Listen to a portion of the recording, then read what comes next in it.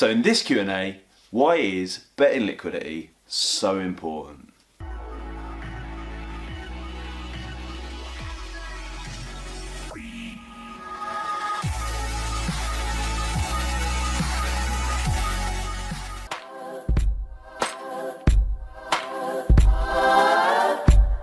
Okay, so before I tap into why liquidity is so important to you as an exchange trader, I want to just clear up a little bit of confusion, because I think people see liquidity and unmatched money as the same thing, and in fact they're not.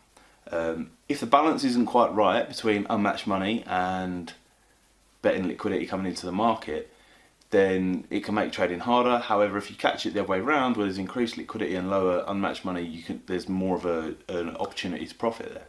So liquidity can be described as money that flows into the market. I'm talking about take orders. I'm talking about your punters, or it doesn't have to be punters, but people that are putting bets in the market and they want matching there and then. So the money comes in, it matches the unmatched money in the market, which is on the other end of the transaction, and provides liquidity, so that the market is fluid and moving and there's activity going on. Whereas on the other hand, like I just said there, unmatched money sat in the market, typically provided by traders, is just unmatched volume, which is what you see in the betting queues on the prices either side, back and lay. So they're two completely different things. Now, unmatched money is important, and every exchange needs unmatched money, because who wants to bet into a market or trade a market where there's huge gaps and you know, there's just a wide spread between the prices? You don't want that. You want unmatched money in the market and enough of it to have the prices button up against each other, and you want enough volume there, depending on your stakes, to be available for you to close out your position at any one point in time, therefore limiting your risk. So this is something that's probably come up in other Q&As. When there's not enough unmatched money sat in the market for you to exit, say for example you've got a trade open for £200. If there's not £200 over the next one or two prices, then you're going to have a little bit more trouble getting that money out of the market or closing out that trade. And so you increase your risk and decrease your edge as you try to chase away your position to get out of the market. So that unmatched money needs to be there for you to close out against. However, there is a drastic difference. We've got Cheltenham coming up, so you'll see the other end of the spectrum.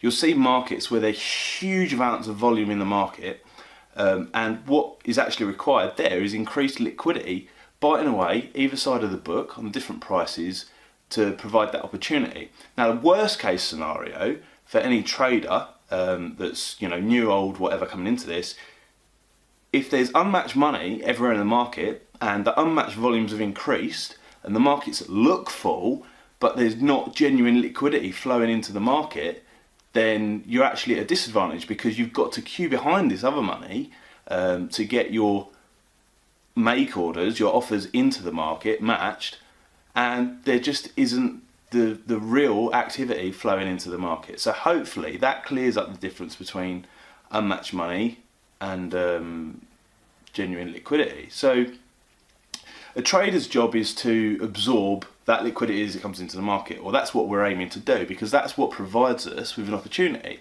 because make orders are always more valuable than take orders, because there's obviously one tick difference in the price no matter what you're trying to achieve, whether it's short-term scalping, long-term swing trading. So with Cheltenham in mind, you'll find that there's going to be huge volumes of money in the market, and there will be increased liquidity. However, the key, or the trick, if you like, if ever there was one, would be to find the opportunities where there is that increased liquidity but less unmatched money. This is where secondary exchanges, secondary to Betfair, and it's why nobody really has managed to challenge Betfair, I don't think, have, you know, they struggle, because basically they have unmatched money, but they don't have the genuine liquidity. So if you're trading Cheltenham, and this might be your first one, you need to think about where you want to put your focus and where you want to put your time, really, I guess. Because if you're on a secondary exchange and you're sat there waiting for your orders to get matched, and yes, there is huge volumes in the market, there's huge amounts of orders piled up, and you can't get them matched because there's not the genuine liquidity, you may as well have spent your time on Betfair. Now, obviously, there's premium charge issues and all that kind of stuff that comes with Betfair, and there will be even more money on Betfair than anywhere else. However, you need to kind of weigh up what's worth your time, because there's no point sitting there watching stuff and just being frustrated because you can't actually get your orders matched because there's not this genuine flow of liquidity into the markets. So that's why liquidity is so important to traders, because traders need the punters, and then of course the punters need the traders because they need to get matched against money that's sat in the market waiting. Typically you find if there is genuine liquidity, then the traders will be there anyway, so the unmatched issue is solved, providing there's genuine betting liquidity. But it's a case of weighing up what's worth your time, particularly if you're trying to trade 2 exchanges. I've tried to do it in the past. I've had limited success with it. It's not easy at all monitoring 1 exchange, let alone 2, and getting large orders through the market and lots of orders through the market. So if you're trading this Cheltenham, just have a little bit think about it. It depends how serious you are about what you're doing as well, I guess. But unless you're running automation, which again I know is quite favourable amongst pro traders. I know some of the other well-known traders out there run a hell of a lot of automation, so that might be an opportunity if that's what you're interested in doing there, running more automation on 1 exchange whilst trading the primary one, or vice versa, the other way around. But to do 2 manually, like I do, because obviously I use a Geeks toy that hasn't even got an automation function, then you're going to find it a little bit more tricky.